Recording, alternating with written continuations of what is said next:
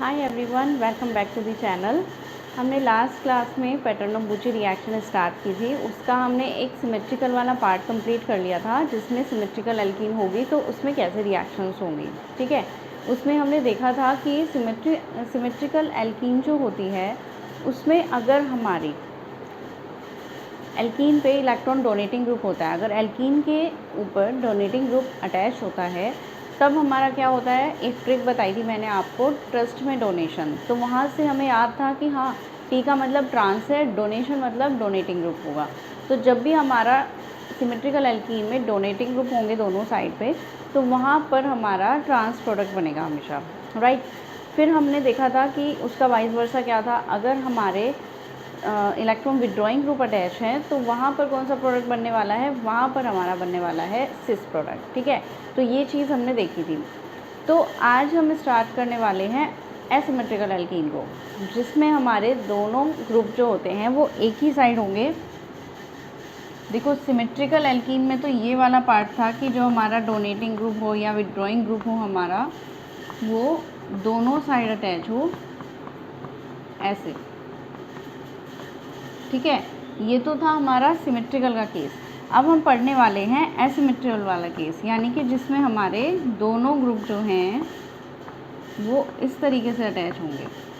इस तरफ हमारे सिर्फ हाइड्रोजन है, दोनों ग्रुप एक तरफ अटैच हैं। ठीक है, तो ये वाली चीज़ हमें देखनी है आज। तो चलिए स्टार्ट करते हैं।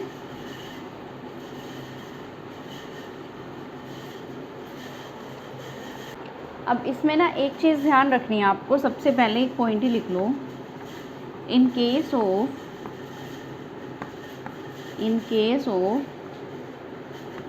एसिमेट्रिकल या unsymmetrical alkene, in case of asymmetrical alkene,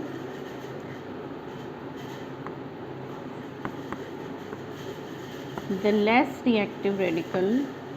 less reactive या less stable बोलेंगे इसको हम, the less stable radical of alkene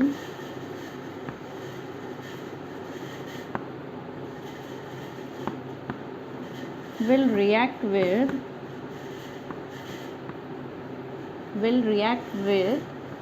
oxygen of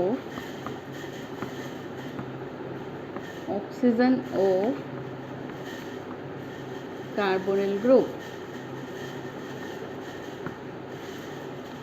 ये वाली लाइन इसमें आपको नोट करनी है। अब ये लाइन है तो, लेकिन होती क्या है वो देख लेते हैं एक बार। तो ये वाली लाइन नोट कर दो सबसे पहले तो। इन केस ऑफ एसिमेट्रिकल या unsymmetrical alkene, the less stable radical of alkene will react with oxygen of carbonyl group. अब इस चीज़ का क्या मतलब है, देखो हमारी जो एल्कीन है वो कुछ इस टाइप से होगी। यहाँ पर कोई H ग्रुप है हमारे, यहाँ पर कोई हमारे डोनेटिंग या फिर विड्रॉइंग ग्रुप होंगे। ये हमें नहीं पता अभी क्या है, तो मान लेते हैं डोनेटिंग है। तो जब हम इसको ब्रेक करेंगे, यही तो होता है कि हमारा डबल बॉन्ड ब्रेक करना होता है हमें एल्कीन का, और जो कार्बोनिल ग्रुप है हमें वो ब्रेक करना होता है यहाँ से, ये वाला। तो हमें इस तरीके से प्रोडक्ट बनाना होता है। अब हमारा अगर सिमेट्रिकल एल्कीन है तो उस केस में तो हमें कुछ भी नहीं करना था, उसमें तो हमें सिर्फ ऐसे करके ऑक्सीडेन बना देने थे ऐसे। ठीक है, यहाँ पर जो भी ग्रुप हो चाहे कुछ भी हो, हमें तो वहाँ पे ऑक्सीडेन से मतलब था। यहाँ पर हमारे ये दो ग्रुप अलग अलग लग रहे थे, लेकिन यहाँ पर दोनों ग्रुप एक ही साइड हैं। तो क्या इसको ऐसे बनाना सही है, और ये भी तो हो सकता है कि हम इसको ऐसे बना दें। ज़रूरी थोड़ी है कि इलेक्ट्रॉन डोनेटिंग ग्रुप इसी साइड होगा। देखो, जो हमारा ये वाला ग्रुप था, अगर हम इसमें इस ग्रुप को रोटेट कर दें, मान लो इसको हमने इधर ये वाली एक्सिस से रोटेट कर दिया, इधर से ऐसे कर दिया, तो क्या कुछ फ़र्क पड़ेगा इस पर? नीचे भी डोनेटिंग ग्रुप है, ऊपर भी डोनेटिंग ग्रुप है, तो सेम ही तो आएगा। तो इसमें कोई फ़र्क नहीं पड़ रहा है ना इसको करने से। लेकिन यहाँ पर अगर आप इसको पलट देते हो, रोटेट कर देते हो, और इसको अगर आप ऐसे लिख देते हो यहाँ पर, तो इससे फ़र्क पड़ रहा है। इससे हमारा ये वाला प्रोडक्ट बन रहा है, फिर इसमें ये वाला बन रहा है। अगर ऊपर वाला देखें तो अब हमें इसमें कौन सा प्रोडक्ट बनाना है वो कैसे पता चलेगा? वो पता चलेगा कि जो ये ऑक्सीजन है ना, ये हमेशा लेस स्टेबल वाले रेडिकल से अटैच होगा। यानी कि जो यहाँ पे रेडिकल बन रहा है वो हमारा देखना पड़ेगा कि स्टेबल है, लेस है, मोर स्टेबल है, क्या है वो हमें देखना पड़ेगा, उसके अकॉर्डिंग हमें प्रोडक्ट बनाना पड़ेगा। फिर अब यहाँ पे कैसे पता चलेगा हमारा लेस और स्टेबल क्या है और ये सब, तो देखो यहाँ पर तो हमारे H ग्रुप है ही, एक रेडिकल यहाँ आया, एक रेडिकल यहाँ आया, यहाँ पे मान लो CH3 ग्रुप है अटैच डोनेटिंग, तो यहाँ पे ये जो ग्रुप है, अब ये कैसा कार्बन है और ये कैसा कार्बन है, आपको ये ध्यान देना है यहाँ पर। तो ये वाला कार्बन जो है ऑलरेडी 3 कार्बन से अटैच है, तो ये तो टर्शरी हो गया ना, ऑलरेडी 3 कार्बन से अटैच है, तो ये तो हमारा टर्शरी कार्बन है। और ये वाला जो हाइड्रोजन वाला पार्ट है ये सिर्फ एक से ही अटैच है, तो ये हमारा प्राइमरी है। तो इसमें 2 पार्ट बने हैं हमारे, एक तो टर्शरी वाला और एक प्राइमरी वाला। कौन सा स्टेबल ज़्यादा होता है? Tertiary is more stable then primary, ये तो चीज़ पता है आपको। तो इसमें फिर प्रॉब्लम क्या है कि हमें लेस स्टेबल वाले पार्ट को अब हमें रोटेट करना है। तो अब हमें जो ऑक्सीजन को अटैच करना है वो इसके अपोजिट साइड करना होगा। तो यहाँ पे इसको बनाने के बाद हमें क्या करना होगा, इसको रोटेट, क्योंकि हमें ऑक्सीजन के साथ में चाहिए लेस स्टेबल। जब हम इसको प्रैक्टिस कर लेंगे क्वेश्चन, तब तो हम डायरेक्टली कर लेंगे कि भाई ऑक्सीजन से हमें ये अटैच करना है, तो हम डायरेक्टली लिख देंगे कि हाँ ये वाला प्रोडक्ट आएगा। लेकिन अभी आपको ये समझ एकदम से नहीं आने वाला है, तो इसको हम रोटेट करके स्टेप बाय स्टेप करते हैं। तो यहाँ पे आपने इसको CH3 ग्रुप रखा और यहाँ पर H ऑलरेडी है ही, तो ये हमारा जो लेस स्टेबल साइड है ये वाली। तो अब ये वाली साइड जो है वो इस ऑक्सीजन से अटैच होगी। कैसे? इसको भी हम थोड़ा ऐसे लिख लेते हैं कि यहाँ पर जो इसको हम लिख लेते हैं कि ऑक्सीजन जो है वो रेडिकल और यहाँ पर ये वाला रेडिकल। तो ये जो लेस स्टेबल वाला पार्ट है ये इससे कनेक्ट हो गया, तो इसको हम जो है फाइनल प्रोडक्ट में कन्वर्ट कर देंगे। इसको इधर से लिखो या इधर से, एक ही बात है, रोटेट करके। तो इसको हम ऐसे लिख देंगे, ये दोनों मिथाइल ग्रुप, ये दोनों मिथाइल ग्रुप, ठीक है। तो फाइनल आंसर जो आएगा आपका वो ये आएगा, ये बना है हमारा oxetane in case of asymmetrical alkene. तो यहाँ पे ना ये डिफरेंस होता है हमारा सिमेट्रिकल और एसिमेट्रिकल में। सिमेट्रिकल में तो हमें डायरेक्टली जो दिया है उसको प्रोडक्ट बना दो देख के कि वो ट्रांस बनेगा या सिस बनेगा।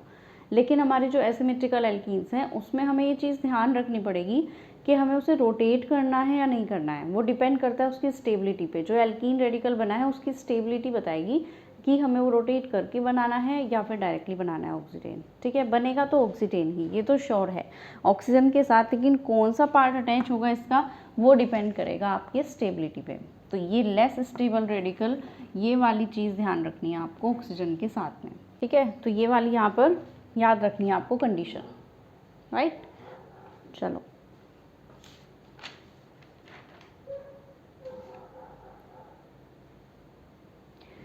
अब हम एक और क्वेश्चन करने वाले हैं इसका।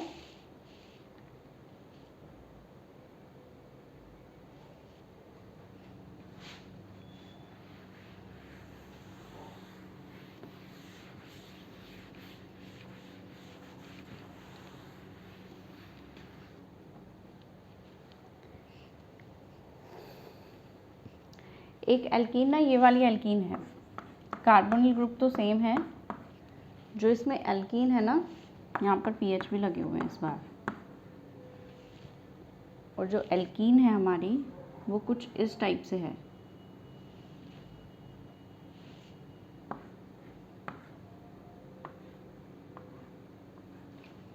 ये वाली, ठीक है, ये एल्कीन लगी हुई है और यहाँ पर HNO की कंडीशन हैगी।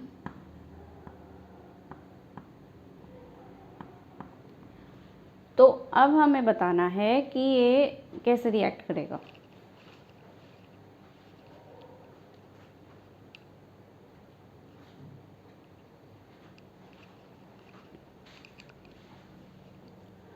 अब हमें बतानी है कैसे होगी रिएक्शन। तो सबसे पहले तो हमारी पैटर्नो-बुची रिएक्शन समझ आनी चाहिए कि है या नहीं है।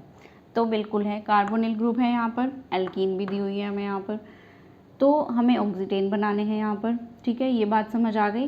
आपको इतनी बात समझ आ गई कि ये पैटर्नो-बुची रिएक्शन है, उसके बाद फिर कौन सा स्टेप आएगा कि वो हमारी एल्कीन कौन सी है, सिमेट्रिकल है या एसिमेट्रिकल है। अब यहाँ पर आप देखो 2 एल्कीन्स दिख रही हैं हमें, तो दोनों एल्कीन्स में क्या डिफरेंस है, यहाँ पर एक हाइड्रोजन भी अटैच है और इसमें भी यहाँ एक हाइड्रोजन अटैच है, इस तरफ दोनों मिथाइल ग्रुप अटैच है हमारे। तो क्या ये सिमेट्रिकल है? ये तो बिल्कुल दिख रहा है अनसिमेट्रिकल है ये, क्योंकि यहाँ पर मिथाइल ग्रुप है, दोनों साइड सब्स्टिट्यूशन है, यहाँ पर सिर्फ एक साइड सब्स्टिट्यूशन है, एक साइड H है, तो ये सिमेट्रिकल तो हो ही नहीं सकती। इस वाली को लो तो ये भी नहीं हो सकती, ठीक है। तो अब क्या करें हम इसमें, फिर वही कंडीशन लगानी है हमें कि ऑक्सीजन जो है वो लेस स्टेबल वाले पार्ट से रिएक्ट करेगा। तो लेस स्टेबल कैसे देखोगे, देखो दोनों ही सेम है, अगर आप इससे रिएक्ट कराओगे तो भी सेम प्रोडक्ट आएगा, इससे कराओगे तो भी आएगा सेम, क्योंकि इनमें कोई डिफरेंस नहीं है। बाई चांस ऐसा होता कि हाँ सब्स्टिट्यूशन कुछ अलग होता तब हम सोचते, लेकिन अभी फ़िलहाल सब कुछ सेम है, तो हम कोई भी एल्कीन लेके यहाँ रिएक्ट करा सकते हैं। तो सबसे पहले हम क्या करेंगे, ब्रेकिंग करेंगे। यही हमें देखना है सबसे पहले कि ये कौन से वाला जो है बनने वाला है हमारा लेस स्टेबल और कौन सा होगा मोर स्टेबल, ठीक है। तो यहाँ पे देखो, इसको अगर हम थोड़ा सा पलट के लिख दें ऐसे ऐसे, तो क्या कुछ गलत है? हमने इसको थोड़ा सा अपनी कन्वीनियंस के लिए कि यहाँ पर इसको डायरेक्टली हम अटैच करा दें, इसलिए हमने यहाँ पे इसको ऐसे लिख दिया, ठीक है तो सेम ही चीज़, सेम कार्बन है। तो यहाँ पे अब आपको दिख रहा है कि ये कौन सा बन गया, टर्शरी वाला, क्योंकि ये 3 कार्बन से अटैच है। ये वाला जो है हमारा किससे अटैच है, 1 2, ये है हमारा सेकेंडरी।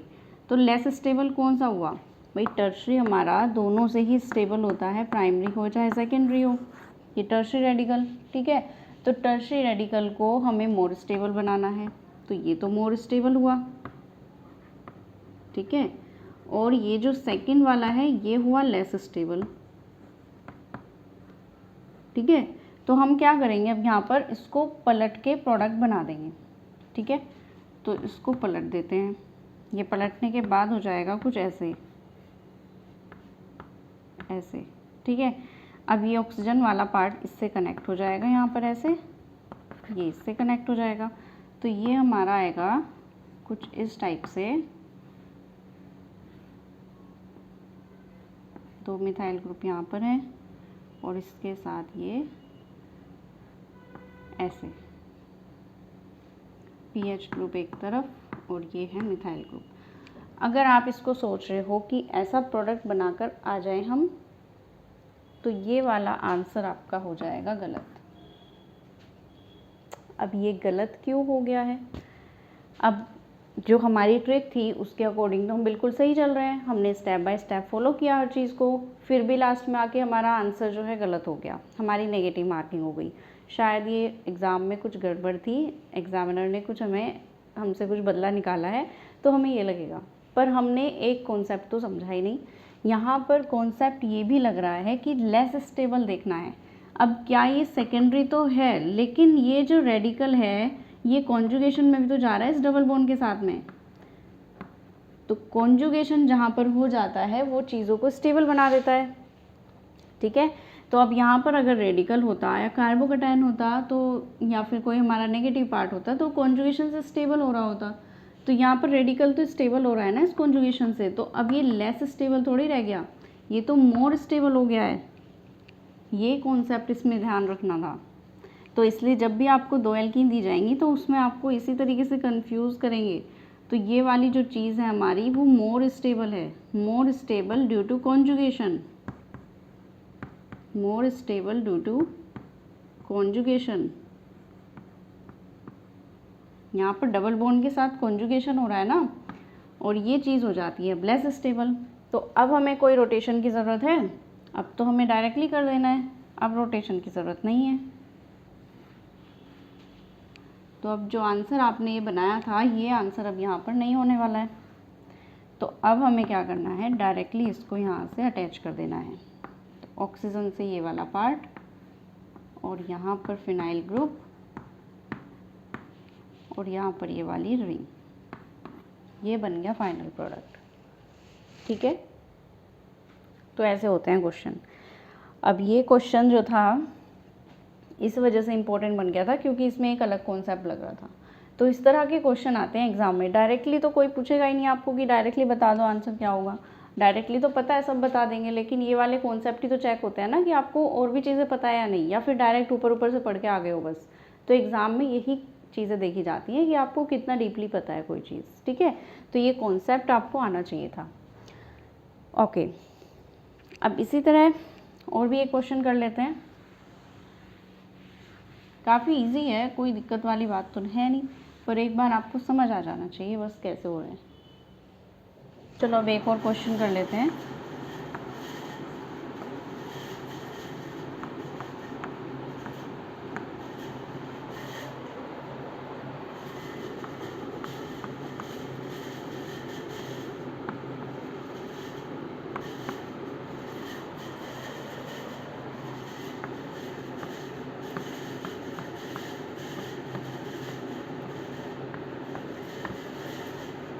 ये है, ठीक है, ये वाला क्वेश्चन है हमारा।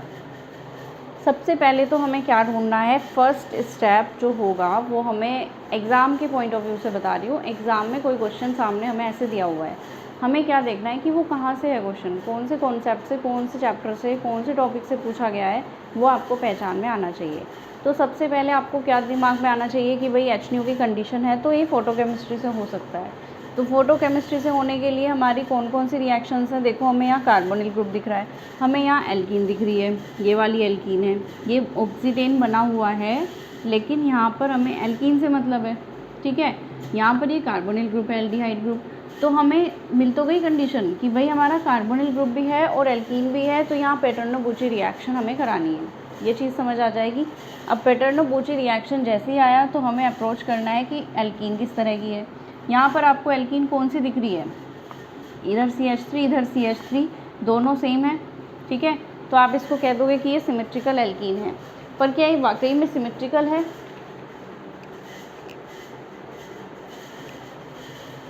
ध्यान से देखो, सिमेट्रिकल तब होती है जब इसके चारों तरफ जो है ये इधर वाले ग्रुप भी सेम होते, ये वाली तब होती है। अगर यहाँ ऑक्सीजन है यहाँ भी, या फिर यहाँ पीएच तो यहाँ भी पीएच। अब ये इसकी वजह से कि एक तरफ ऑक्सीजन है एक तरफ पीएच है, तो ये हम नहीं कह सकते कि ये सेम है। तो ये वाली एल्कीन जो है वो एसिमेट्रिकल ही है। तो इसमें हमें सिमेट्रिकल वाला केस नहीं देखना है। अगर ये सिर्फ इतनी होती तो ये सिमेट्रिकल होती, अभी ये इसके साथ में अटैच है तो ये हमारी सिमेट्रिकल नहीं है। क्यों नहीं है? क्योंकि यहाँ पर ऑक्सीजन का अलग बिहेवियर, कार्बन का अलग बिहेवियर, तो कार्बन्स पे कुछ अलग बिहेवियर अपनाएंगे ना ये, तो एकदम से कैसे सेम हो जाएगा, नहीं हो सकता। तो यहाँ पे देखो, इसको एसिमेट्रिकल मानना है हमें एल्कीन को कि ये सिमेट्रिकल है, एसिमेट्रिकल एल्कीन। तो क्या दिमाग में आना चाहिए एकदम से कि भाई हमारा तो लेस और मोर स्टेबल वाला कॉन्सेप्ट लगेगा। यहाँ पर हमें अब ऑक्सीजन से जो अटैच करना है वो लेस और मोर स्टेबल को करना है। तो कैसे बताओगे अब आप कि लेस है या मोर है, कौन सा है? अब देखो, इस कार्बन को देखो और इसको देखो, ये भी सेकेंडरी है ये भी सेकेंडरी है, तो ऐसे तो दोनों सेम हो गए। पर यहाँ पर ये जो ऑक्सीजन के लोन पेयर्स हैं ना, ये यहाँ पर इस कॉन्जुगेशन में जा रहे हैं, तो ये जो कॉन्जुगेशन आएगा तो ये इसको स्टेबल बनाएगा, ठीक है। यहाँ पर ऑक्सीजन जो है इसको स्टेबल बना रहा है।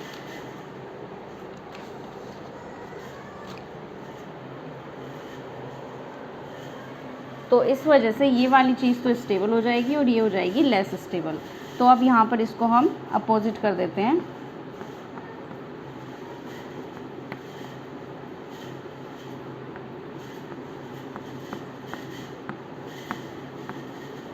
तो ये वाली जो एल्कीन है हमारी, ये ऐसे, और ये ऑक्सीजन जो है ऐसे,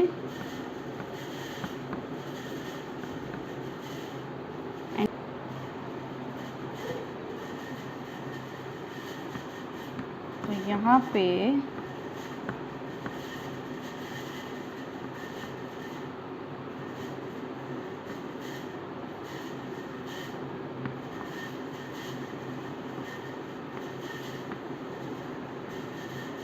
ये हो गया हमारा फाइनल प्रोडक्ट, ठीक है। दोनों ऑक्सीजन अपोजिट साइड, ठीक है ना। ऑक्सीजन से लेस स्टेबल पार्ट रिएक्ट करेगा और लेस स्टेबल यही वाली साइड है, क्योंकि यहाँ हो रहा है ऑक्सीजन के लोन पेयर्स का कॉन्जुगेशन। ठीक है, ये होता है। इसी चीज़ को आप इस साइड भी बना सकते थे, ये चीज़ ना इस साइड भी बन सकती है, तो इसमें कंफ्यूज मत हो ना, क्योंकि ये एक ही बात है। अगर आप इसको रोटेट भी कर दोगे तो सेम ही चीज़ रहेगी। ठीक है, तो ये बन गया हमारा एसिमेट्रिकल का case.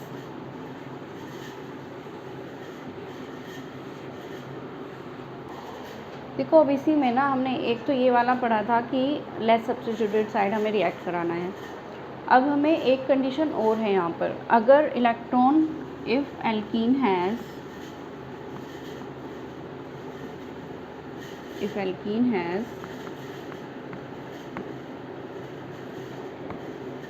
electron withdrawing group, if alkene has electron withdrawing group, then more substituted side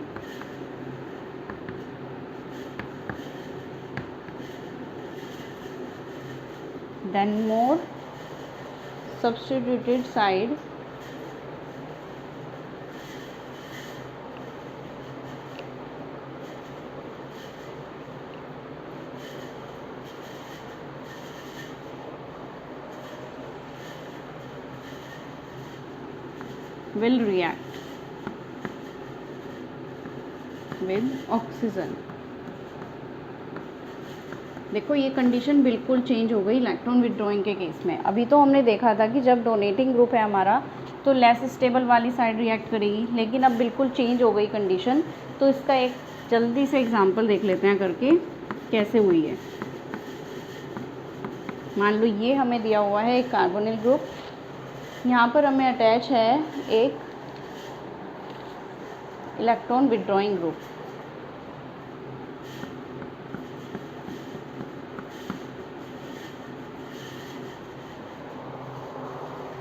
देखो अगर दोनों हमारे इलेक्ट्रॉन विड्रॉइंग होते तब तो पहले वाली कंडीशन नहीं होती, लेकिन अगर हमारा एक भी इलेक्ट्रॉन डोनेटिंग ग्रुप अटैच हो गया और एक हमारा विड्रॉइंग है, ये उसकी बात हो रही है। तो अब इसको जल्दी से कर देते हैं हम रेडिकल की फॉर्म में, एक रेडिकल ये प्लस यहाँ पे हम देखो रेडिकल की फॉर्म में आ जाएगा ये, डायरेक्टली यहीं पे करते हैं इसको हम, आप अलग से कर लेना। अब यहाँ पे हमें क्या कहा है कि less stable side, less stable तो ये है, मोर स्टेबल ये है, क्योंकि यहाँ पर देखो एक CH3 ग्रुप है, एक CH3 ग्रुप ये है, तो ये सेकेंडरी बन रहा है और ये हमारा प्राइमरी है। तो ज़्यादा स्टेबल मोर सब्स्टिट्यूटेड तो यही है ना, CH3 ग्रुप है, यहाँ ज़्यादा सब्स्टिट्यूशन इस साइड है, उस तरफ तो H है, तो ये ज़्यादा सब्स्टिट्यूटेड साइड है, सेकेंडरी है, तो यहाँ पर ज़्यादा सब्स्टिट्यूटेड साइड जो है वो रिएक्ट करेगी।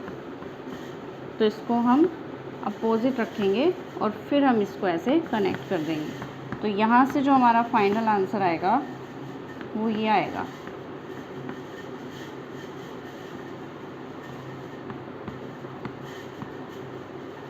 ठीक है, ये वाला हमारा फाइनल आंसर। देखो प्रोडक्ट ना ये वाला मेजर बनेगा। अब ऐसा नहीं है कि दूसरा प्रोडक्ट बनेगा ही नहीं, जो हमारा वो लेस स्टेबल वाली साइड से बनेगा वो प्रोडक्ट भी, लेकिन वो माइनर बनता है। तो हमें कभी कभी ना माइनर भी पूछ लेते हैं कि माइनर प्रोडक्ट क्या बनेगा वो बताओ। तो आपको दोनों चीज़ें पता होनी चाहिए ना, माइनर प्रोडक्ट कैसे बनेगा और मेजर कैसे बनेगा। तो मेजर की बातें हो रही हैं सारी की सारी, और इसका जो अपोजिट है वो माइनर के लिए है। यानी अगर आपका ये वाला हमारा जो है इसमें हमने मोर सब्स्टिट्यूटेड साइड जो है रिएक्ट किया, तो उससे हमारा ये जो प्रोडक्ट आया है ये मेजर आया है। अगर हम इसके अपोजिट रिएक्शन कर देते डायरेक्टली यहाँ पर, तो फिर हमारा जो प्रोडक्ट आता वो माइनर आता। तो हमें मेजर माइनर दोनों चीज़ों का ध्यान रखना है कैसे प्रोडक्ट बनेगा, राइट।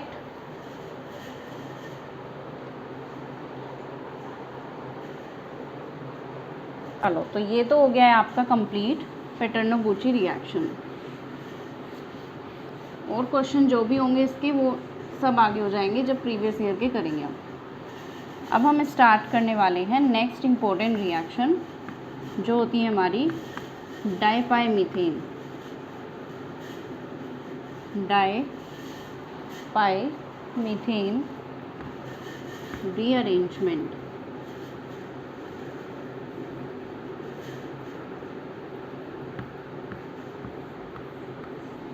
Die methane rearrangement. अब ये क्या होता है, देखो नाम से ही सजेस्ट हो रहा है आपको, तो ये डाई पाई का मतलब है डबल बॉन्ड, ठीक है, डाई का मतलब है दो। तो जब दो डबल बॉन्ड्स प्रेजेंट होंगे हमारे तो उसको हम बोलेंगे डाई मीथेन। तो एग्ज़ाम में अगर हमें पहचान में लानी है तो उसके लिए आपको देखना है कि दो डबल बॉन्ड होने चाहिए और वो भी इस तरीके से होने चाहिए। तो इसको सबसे पहले तो लिखो 1,4 डाईईन होनी चाहिए हमारी, यानी कि कॉन्जुगेटेड होने चाहिए दोनों के दोनों, सॉरी कॉन्जुगेटेड नहीं होने चाहिए, बीच में एक sp3 कार्बन होना चाहिए, जस्ट लाइक ये ऐसे। ये है 1 2 3 4, तो 1 2 3 4, 1,4 पोजीशन पे डाईईन, 1,4 डाईईन है, तो 1,4 पोजीशन पे हमारे डबल बॉन्ड्स हैं। ये वाला कार्बन है sp3 कार्बन। तो यहाँ पे ऐसा होना चाहिए, जब आपको इस तरह की कोई भी स्ट्रक्चर दिख जाए 1,4 डाईईन और वहाँ पे HNO की कंडीशन भी आपको दिख रही है, तो समझ जाओ कि वो हमारा होने वाला है डाई मीथेन रीअरेंजमेंट। तो इसके लिए सिंपली करना क्या होगा, आपको इन बॉन्ड्स को ब्रेक करना है सबसे पहले, दोनों डबल बॉन्ड्स को। डबल बॉन्ड्स ब्रेक करते ही आपके पास ये कुछ इस तरीके से रेडिकल्स आएंगे, ठीक है।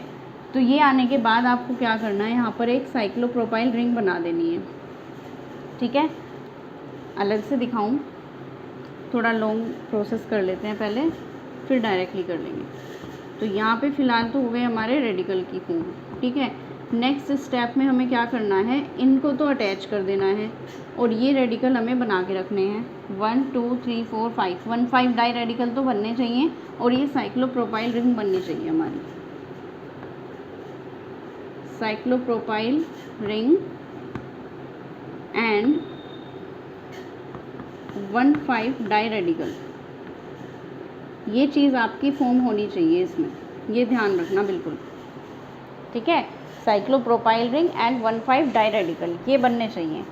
तो अगर ऐसा बन रहा है, इसके बाद हमें क्या कराना होगा, देखो ये वाले बॉन्ड्स तो पहले से थे इसमें, ये वाले बॉन्ड्स यानी कि ये वाले बॉन्ड्स, तो ये बॉन्ड्स तो हमारे पहले से अटैच थे। नया तो ये बॉन्ड बना है ना, तो हमें इसे तो बिल्कुल नहीं छेड़ना। जो नया बॉन्ड बना है, अभी बना है, उसको अभी हम क्यों बेकार में ब्रेक कराएं। तो जो पहले वाले बॉन्ड्स हैं ये हमें ब्रेक कराने हैं। अब इसमें से कौन सा बॉन्ड ब्रेक होगा ये डिपेंड करता है हमारा किस पे, आगे जो सब्स्टिट्यूशन लगे होंगे। इसमें तो कुछ भी नहीं है, चाहे आप इधर से कर दो इधर से कर दो, इसमें तो एक ही बात है। नेक्स्ट एग्जांपल करेंगे उसमें हम बताएंगे कि कैसे कहाँ से करना है।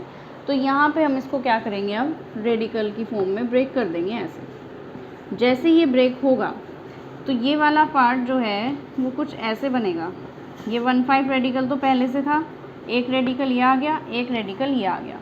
ऐसा करने से हुआ क्या, ये तो आपस में कनेक्ट हो गए, ये जो रेडिकल थे, और ये वाले आपस में कनेक्ट हो गए। तो ये जैसे ही कनेक्ट होंगे ये तो आ जाएगा डबल बॉन्ड और ये बन जाएगी हमारी एक 3 मेंबर रिंग ऐसे, ठीक है। ये बन गई हमारी 3 मेंबर रिंग। तो ये हमारा आंसर आया है फाइनल, ठीक है।